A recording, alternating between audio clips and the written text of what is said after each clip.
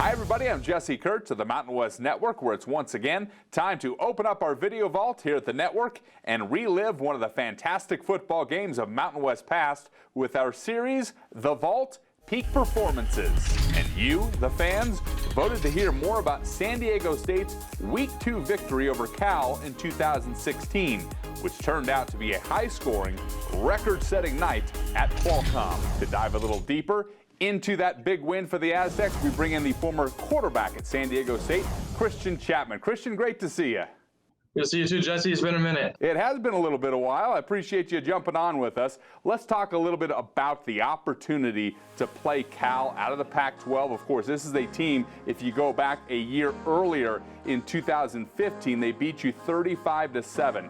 What was the motivation level and the talk in the locker room about the opportunity that you guys had that night?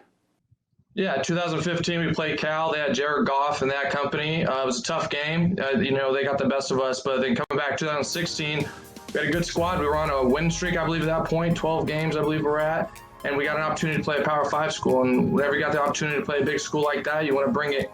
So it was a fun game. It was an electric game, high scoring. You don't really see that with our offense. We're run offense first, but it's electric, and it was a good time to get out there and get a good win. So you guys get out on the field. It was scoreless through the first quarter, and then things kind of opened up in a major way, and it all started with your defense forcing a fumble. Then you wasted no time in taking advantage, hitting Rashad Penny for a 25-yard touchdown on the very next play. Penny actually scored the first 2 touchdowns for the Aztecs that night, the second coming in a 100-yard kick return. How valuable was Rashad's versatility to your team?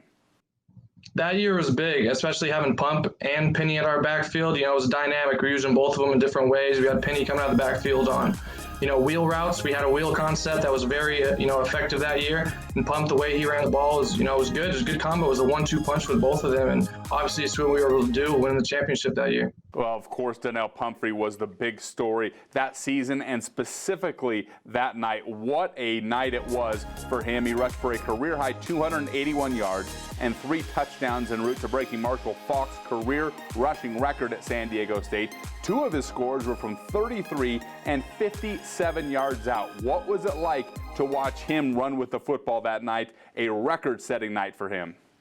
Yeah, that was all Pump's night. The line blocked great for him, but, being a quarterback, giving him the ball and seeing him just busting those 30, 40-yard runs every time makes my job a lot easier, and he was just killing it. Our game plan going into that game was give it to Pumphrey. Cal's, usually known to be a good coverage defense. We knew that going in. We knew we were going to pound the rock. I think we gave it almost 30 times to him. We kept feeding him, and you see what he was able to do with it, and he won the game for us in the run game that time. So well, you continued to give him the rock the entire season. It ended up being a record-setting season, a record-setting career for Donnell Pumphrey. He broke the NCAA's all-time rushing mark in the Las Vegas Bowl later that season in a victory over Houston. How special was that for you to have a front-row seat to college football history? It was amazing. That whole game, too, we knew what his yards were. We all knew, okay, he needs 30 more yards. He needs 20 more yards. And we knew on that run when he broke it, everyone, you see the sideline, if you watch the replay, everyone was going crazy.